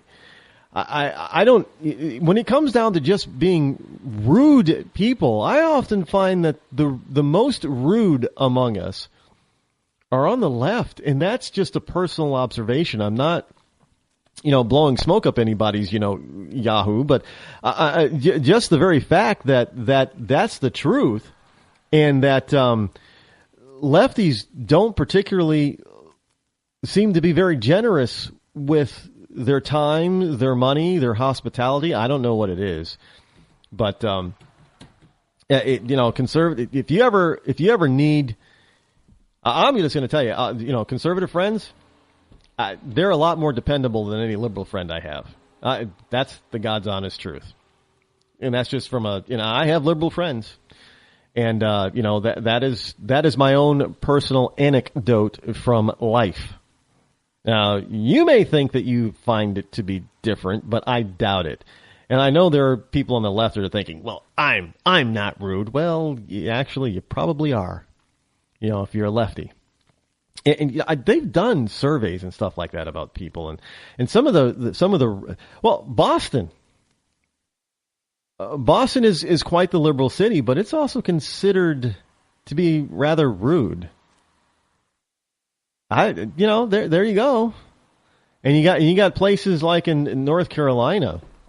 I mean, some very conservative areas in North Carolina, conservative cities. And what do you hear people say? Oh, they were so friendly, so nice and cordial and attentive. That's not really the description I get about Boston from outsiders. Now, I happen to like Boston for a number of different reasons, but I also know that Boston doesn't, and Boston is like a lot of different places, isn't really full of a lot of natives because of all the colleges that we have around here, all the prominent ones, like Harvard and Boston College, Boston University, and Holyoke and Holy Cross and all the others around here, and Dartmouth and we draw people from all over the place to this region. And a lot of times, you get to the more liberal areas and they just don't appear to be friendly. Now, I don't know, maybe that's just the New England the observation of New Englanders, but I don't think that's it, because you go up to Maine. Maine is, even though oftentimes they elect, kind of liberal representatives, the Maine people still tend to be rather conservative. And I never hear people say that, Mainers are rude. They're a very friendly bunch, very open, and I like visiting Maine, really. And you know what? It's becoming leaf peeping season. If you're gonna, stop in New Hampshire and take a look at all the, the great white north, as we call it, the White Mountains. It's not white then, it's ablaze in color. And then head over into Maine, too. Maine is also absolutely beautiful. Anyway, the reason why I was bringing up what happens out there in outer space is because today we also got some news about Mars, where scientists believe that there is that they've found or know of liquid water being on the surface of Mars. And why does that mean anything? Well, because evidently Mars had a catastrophic event, a catastrophic climate change. Now, as far as we know, there were no humans on Mars when this took place. So there was no industrialized society on Mars when it had a catastrophic climate change. Now, what they're saying is that the climate change on Mars happened mostly because of solar or sun activity. Now, I know some people are probably scratching their head. Well, what the heck does that have to do with us here on Earth? Well, see, here's a news flash. Mars has the exact same sun that the Earth does. And therefore, if Mars went through this catastrophic climate change, and it was caused mostly by solar activity from the sun, could we not fairly say and scientifically say, well, the sun can dramatically affect our climate here on Earth as well? And if that's the case, then that means this man-made global climate change and man-made global warming is a farce. And whether or not they realize it, all these wonderful scientists that seem to think that man-made climate change is real on this planet, they just prove the opposite by telling us exactly what is going on and what has happened on the planet of Mars. You can't separate us. We're in the same freaking solar system, for crying out loud. We're sharing the same sun. We haven't been separated from the sun.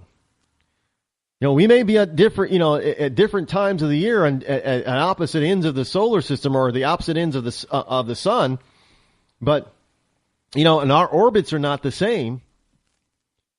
But frankly, whatever happened on Mars, it was due to the sun. And so whatever is happening on this planet right now as far as climate change, like it always has happened, isn't due to mankind, because we've only been able to affect or pollute over the last 150 or 200 years. So what happened to all that rapid and significant climate change before the Industrial Revolution?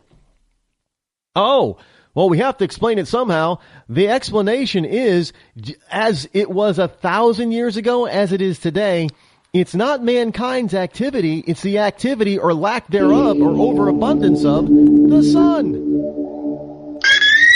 When our water heater broke down last month, it was a nightmare. It took 5 hours for the plumber to show up, and he charged us a couple of $100 just to come out. And then it cost another $1,800 to put in the new water heater. By the time it was all said and done, I felt like I'd been taken. But what else could I do? The smartest thing you can do is get a home warranty from American Residential Warranty. Their home warranties pay to repair or replace all your major appliances when they break, and they will break, and at the worst possible time. Call American Residential Warranty right now for free information on home warranties starting at just pennies a day. Don't wait for your refrigerator to stop running or your ceiling fans to stop turning. Call American Residential Warranty right now. Ask how you can save up to 50% on washer and dryer coverage. Just call 1-800-616-8010. That's 1-800-616-8010. Again, 1-800-616-8010. Call now. Did you ever look at the stains in your coffee cup and then realize that's exactly what happens to your teeth? Power Swabs is the 5-minute solution to get your teeth white without visiting the dentist. This is Ben Gordon with Power Swabs, and if your teeth are stained from coffee, tea, or smoking, all it takes is 5 minutes with Power Swabs. In 5 minutes, you'll see an average of 2 shades whiter teeth, and in 7 days, 6 shades. It's clinically proven to whiten natural teeth as well as caps and veneers. The secret is a tooth detergent that was developed by Dr. Martin Ginniger that lifts stains off of your teeth. Best of all, there's no messy strips or trays that you have to leave in your mouth for an hour. Just swab your teeth for 5 minutes and you're done. To try Power Swabs risk-free, call 1-800-291-5140. That's 1-800-291-5140. I guarantee your bright white smile will have your friends talking about how great you look. Try it risk-free today. 1-800-291-5140. That's 1-800-291-5140.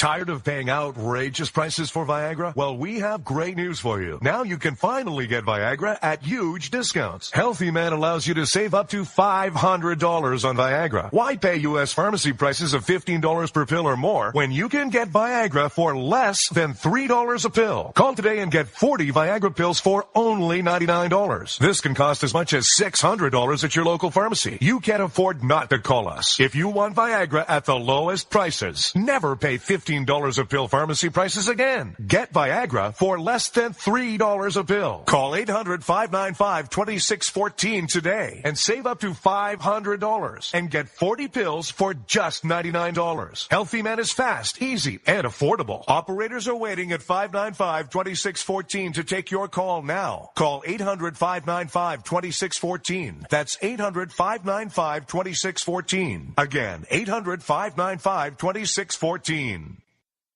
Start training for a new career in as little as 18 days. National EMS Institute's innovative boot camp program will train you for a new career. Learn to respond to emergency situations and become a certified EMT in just 18 days. National EMS Institute guarantees 100% job placement. Visit www.nationaleMSinstitute.com today to learn more about our 18-day boot camp. Or call us at 1-800-497-6732. NationalEMSInstitute.com.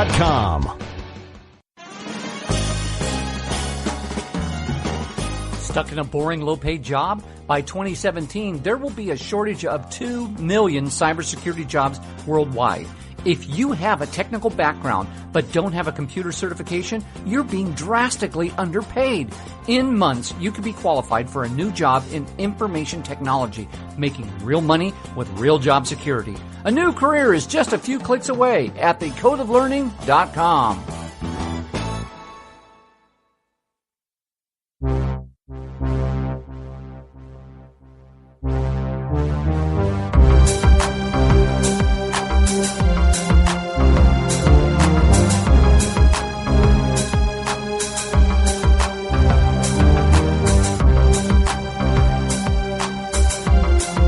Listening to The Rod Eccles Show. You know, one of the... I just got a quick, not a text, but a text on the computer from someone saying, well, you know, if Lillian, thank you again, Lillian, for the call, and I did have a wonderful time down there. They were saying, it seems like you cared about what they thought about you, Rod. Well, no. See, you misunderstand. You misconstrued what I'm saying. I am only being myself, and I do believe in giving the best that I have to offer. And if the best that I have to offer is something that others like, then that's what I care about. Delivering the best that I have to offer. Now, if I deliver my best and somebody else doesn't like it, there's not much I can do about that. But if I deliver the best I have to offer and people like it, well, I am pleased by that. So make no mistake, I'm not unappreciative when people like what I do or like me personally or like me professionally. I'm very appreciative of it. That's simply because I'm giving them the best that I have to offer, and they like that. If they don't like the very best I have to offer, well, there's nothing else I have to offer, so why should I spend time worrying about that? That's what I mean by not caring what other people think. Because I'm giving them my best. If they're not going to like it, they're not going to like it. I have nothing else to give them. Isn't that amazing? You can actually, honestly, if you give your best to somebody, your absolute best, and you can say, I've given you everything I can possibly give you. There's nothing else I can give you because I've given you my best. If that's not enough, then I don't, what else am I going to do about it? Not because you can't give more than your best, right? Because if you can give more than your best, then what you actually gave them wasn't your best. That's kind of logical. Hey, guess what's back? Guess what is back? Or I should say, guess who is back? No, I guess it would be what? The vast right-wing conspiracy is back. Yeah, remember that from the Bill Clinton administration? This, the vast right-wing. Well, Bill is back out there talking about Hillary's email troubles. And guess what he's doing? He's blaming Hillary's email problems on the vast right-wing conspiracy.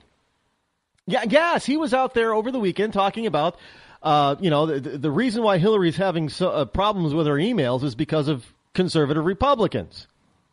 Well, actually, he might be onto something. He's not completely wrong with that.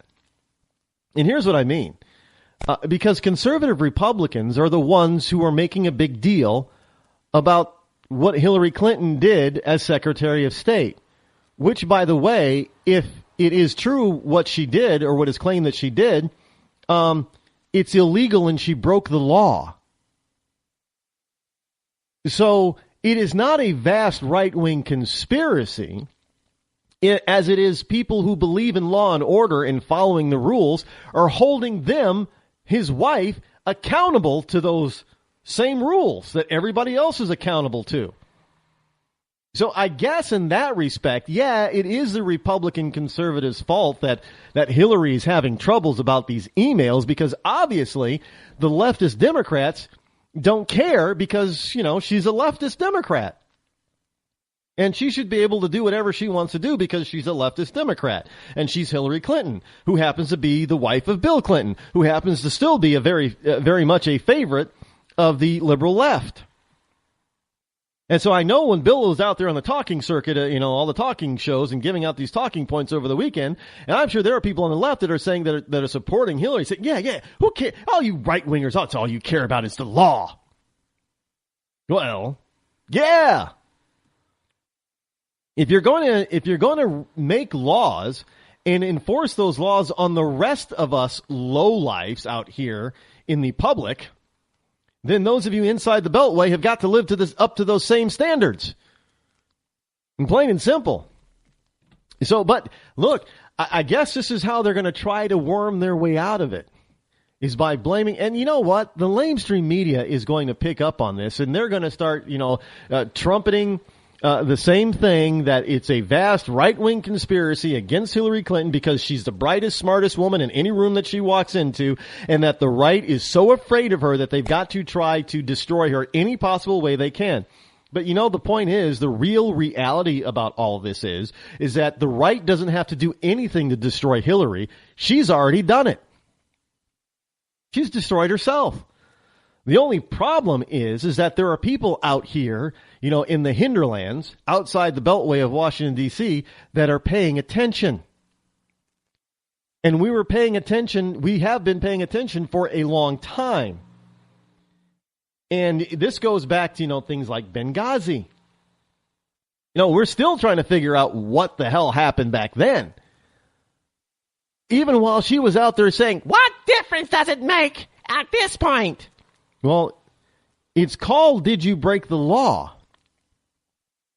Because if any one of us out here in the hinterlands outside of the Beltway did the same thing, I guarantee you that most of us would probably be in jail right now, serving a sentence, a very long sentence. By the way, as a side note, speaking of long sentence, did you hear what Jared Fogelman got? The Subway guy. Subway Jared. He pled guilty to soliciting and paying for sex with a minor, as well as having some amount. They didn't say how much, but I guess some amount of child pornography. But he's only getting 5 years to 12 and a half years behind bars, and he has to pay restitution to his victims. Well, here's the problem. First of all, it's 5 years for doing what he did, and rightfully so. There are people who have been convicted of under similar circumstances who got far greater sentences than 5 years. And they're also saying, well, he's got to pay restitution. And I'm thinking to myself, you can think what you want, but I'm thinking to myself, wait a minute, he's got to pay money to his victims. Well, didn't he already do that? I'm not trying to be facetious here, but this is just the reality of the facts. He paid underage girls to have sex with them. He didn't give it to some pimp. He gave it to these girls. And so now he's finding that he's going to have to pay restitution to these girls for doing that. So the girls are going to get paid twice? I'm just trying to think logically here. I'm not blaming the girls for anything. What I'm doing is pointing out the fact that somehow the legal system went completely nutso in this Jared case. I don't understand it at all. I don't understand how a guy who actually, look, you've got a kid out there right now, a high schooler. Well, there's a case here in New Hampshire where this kid was put up, on charges of possibly sexually abusing and having sex with a minor. He was a high school senior trying to have sex with a high school sophomore. And he was convicted of certain types of crimes and is going to have to register as a sex offender. He's an 18-year-old high school senior who had sex or tried to have sex with a 15-year-old sophomore. And yet Jared Fogelman is going to get away with only 5 years and having to pay back something when he is well over 18, having sex with kids well under the age of 18.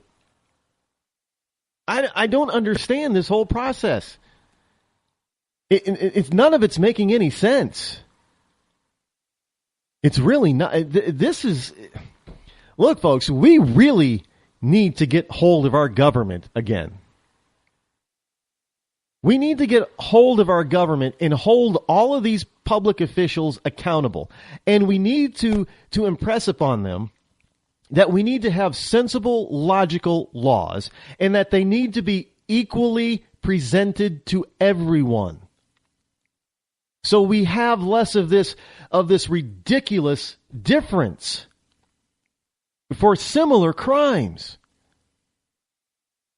It makes no sense that some guy could be out there and paid for having sex with a 15 or 16-year-old and get 20 years in prison, and Jared only gets 5 years for doing exactly the same thing. That makes no sense. The only thing that I can think of is Jared got off lightly because of who he is. If he was not the Subway spokesman, do you think he would have gotten off so lightly? Oh, hell no.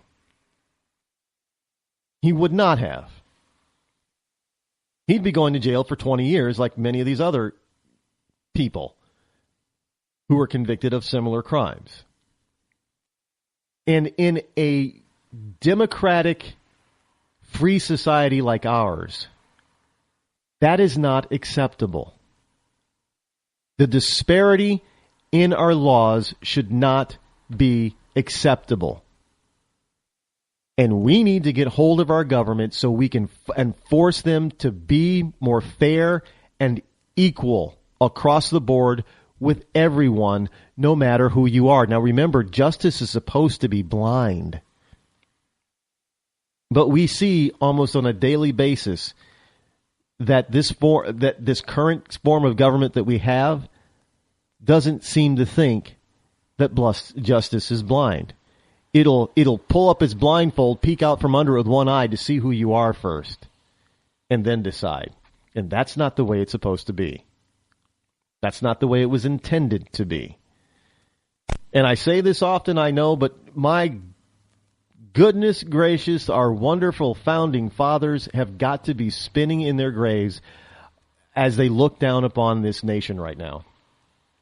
Their bodies have got to be, their bones have got to be spinning in their graves as their spirit looks down upon, you know what? I can just see it now. George Washington and Sam Adams and Thomas Jefferson and Benjamin Franklin and all the other founders, they're up there in heaven or wherever they happen to be doing the good old face palm.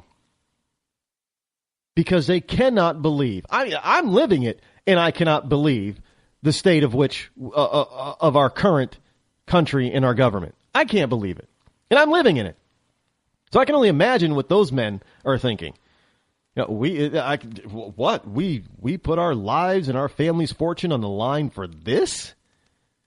If they could go back in time, I'm sure they'd say, oh, the hell with it, forget it, let's just, capitulate to King George and be done with it. It'd be a lot better off than what we have now. And you wouldn't... Can you imagine? There is no way that Hillary Clinton could ever get away with whatever she has done if the founding fathers were in charge. Well, it would not be possible. I mean, the corruption today is just, it's so of the norm. I guess when you actually get, the funny thing is when you actually get an honest, trustworthy politician, well, if they're honest and trustworthy, they're really not a politician, but call him a statesman. You get an honest and trustworthy statesman, and he or she is, obviously looked at as being an outsider, and automatically the establishment starts firing daggers and arrows at them. And the establishment is part of that media. Hey, Donald Trump, he's an outsider. Benjamin Carson is an outsider. And these people are getting questions that the establishment, the inside the beltway politicians do not get. And yet, when they get these questions, they answer them with no apologies, no rolling them back. And the American voter, the public, on both sides of the aisle, I might add, seems to love what they're saying. So I thought liberals in the lamestream media were supposed to be some of the smartest people on the planet. Well, let me tell you something. It doesn't take much intelligence. It doesn't take a high IQ to fully understand that if the voter likes what the outsiders are saying and how they're saying it and when they're saying it, no matter what you do or say to them, I think you should find that you need to change what you believe, quite frankly. And one of the things that I find kind of interesting is that, look, the United States is thought of as being a mockery, a laughing stock out there in the world. We really are now. We are. We used to be not only feared, but revered.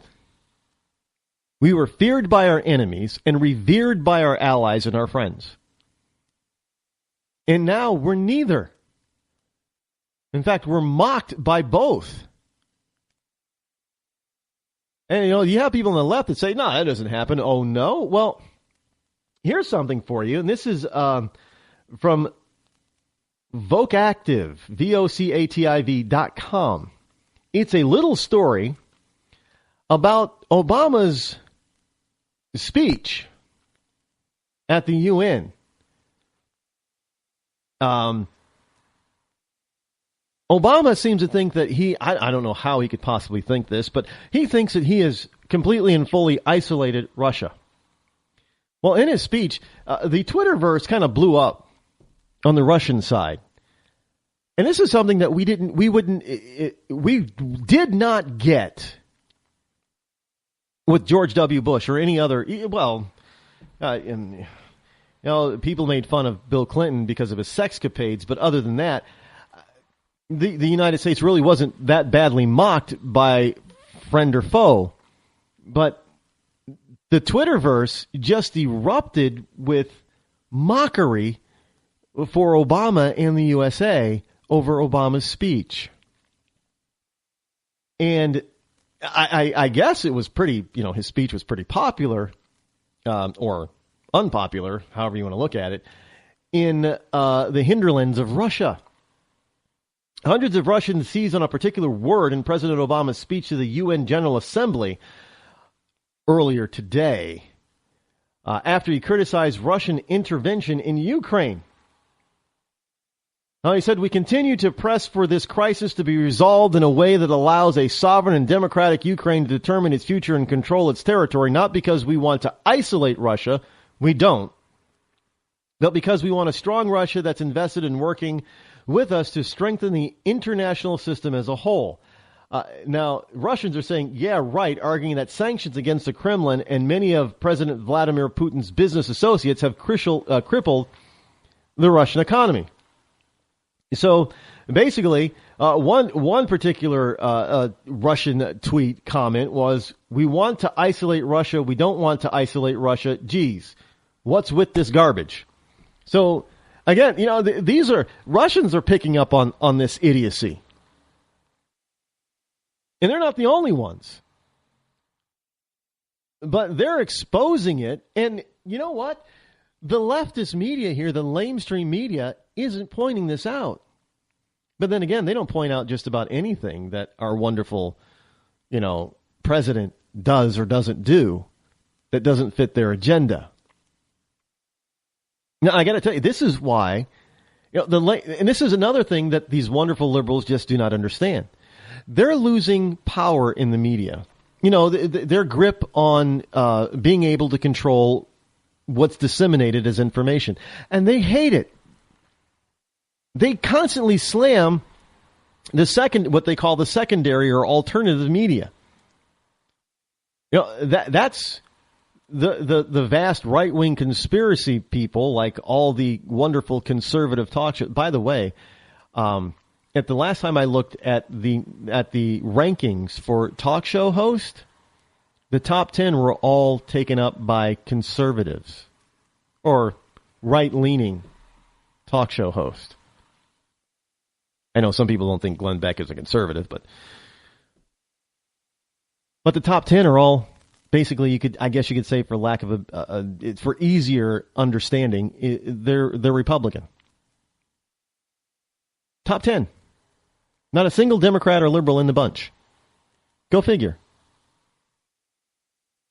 But yet nobody's paying attention to us. And you see that some of the most visited news sites on the web are right-leaning. I mean, you take Yahoo and MSN, their homepage is out of the mix because, people go there if they want to use their search engines or go to their email or what have you first.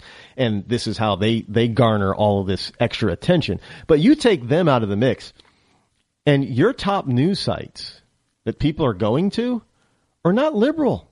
They're conservative. They're conservative leaning. So you got to ask yourself, if people are supporting true conservative candidates, or people who are sounding like they're true conservatives, like Donald Trump up until his tax plan was released, and Benjamin Carson, and Rush Limbaugh, and Sean Hannity, and Glenn Beck, and Mark Levin, and all those guys, and myself, where are all the liberals being praised and put forth and put up on a pedestal? They're nowhere to be found. Fox News gets better ratings than at least its next three competitors combined. I mean, you got one program on Fox News that gets better ratings and more viewers than the entire 24-hour run of CNN. But yet Fox News is always disparaged, where CNN is put on a pedestal and thought of being highbrow. Nobody's watching them. And then when the president says something absolutely inane and doublespeak and stupid as he did, do you think that anybody in the mainstream media or anybody here on the left in the United States picked up on that? No, but Russian citizens did.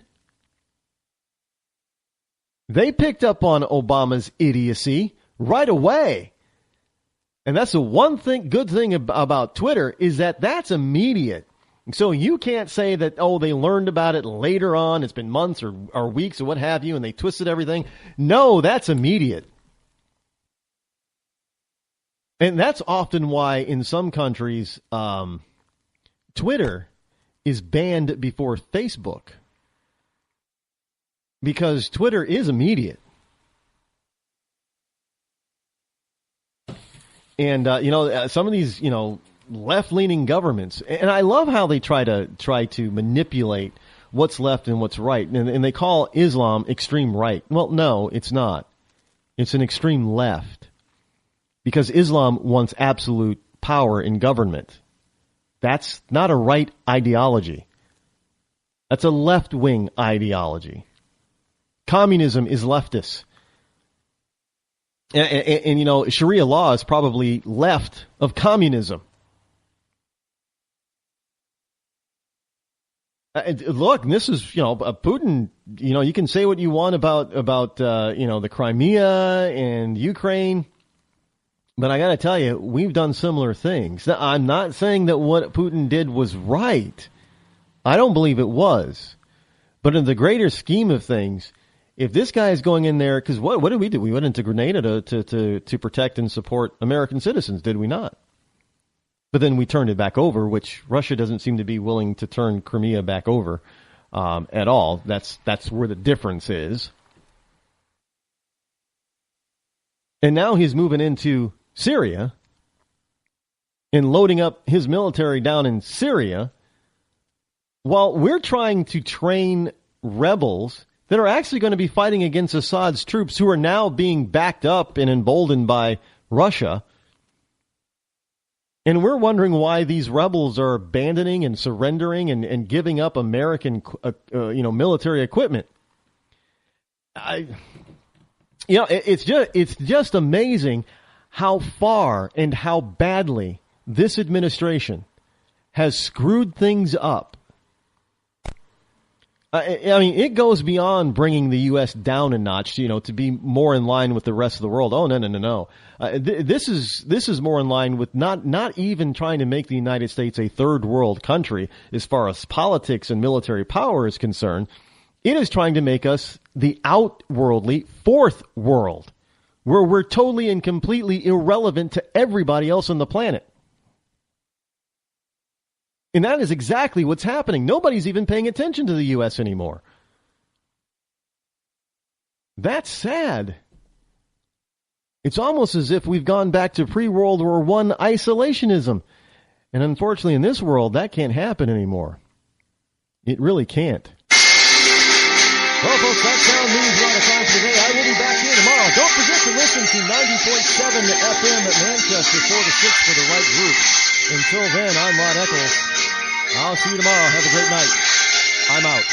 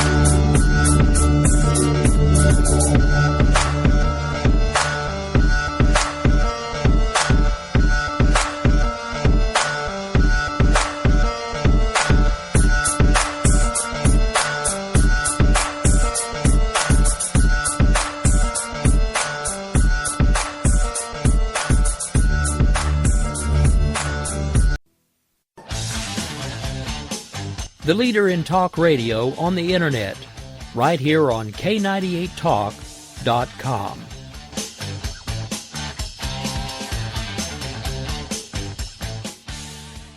When our water heater broke down last month, it was a nightmare. It took 5 hours for the plumber to show up, and he charged us a couple of $100 just to come out. And then it cost another $1,800 to put in the new water heater. By the time it was all said and done, I felt like I'd been taken. But what else could I do? The smartest thing you can do is get a home warranty from American Residential Warranty. Their home warranties pay to repair or replace all your major appliances when they break, and they will break, and at the worst possible time. Call American Residential Warranty right now for free information on home warranties starting at just pennies a day. Don't wait for your refrigerator to stop running or your ceiling fans to stop turning. Call American Residential Warranty right now. Ask how you can save up to 50% on washer and dryer coverage. Just call 1-800-513-6154. That's 1-800-513-6154. Again, 1-800-513-6154. Call now.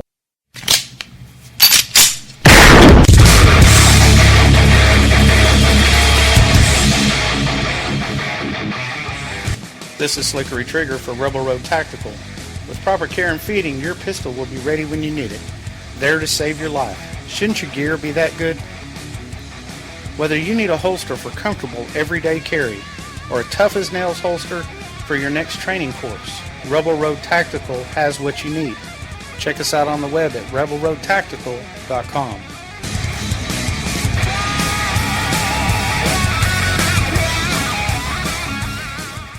Tired of paying outrageous prices for Viagra? Well, we have great news for you. Now you can finally get Viagra at huge discounts. Healthy Man allows you to save up to $500 on Viagra. Why pay U.S. pharmacy prices of $15 per pill or more when you can get Viagra for less than $3 a pill? Call today and get 40 Viagra pills for only $99. This can cost as much as $600 at your local pharmacy. You can't afford not to call us. If you want Viagra at the lowest prices, never pay $15 a pill pharmacy prices again. Get Viagra for less than $3 a pill. Call 1-800-516-7602 today and save up to $500 and get 40 pills for just $99. Healthy Man is fast, easy, and affordable. Operators are waiting at 1-800-516-7602 to take your call right now. Call 1-800-516-7602. That's 1-800-516-7602. Again, 1-800-516-7602.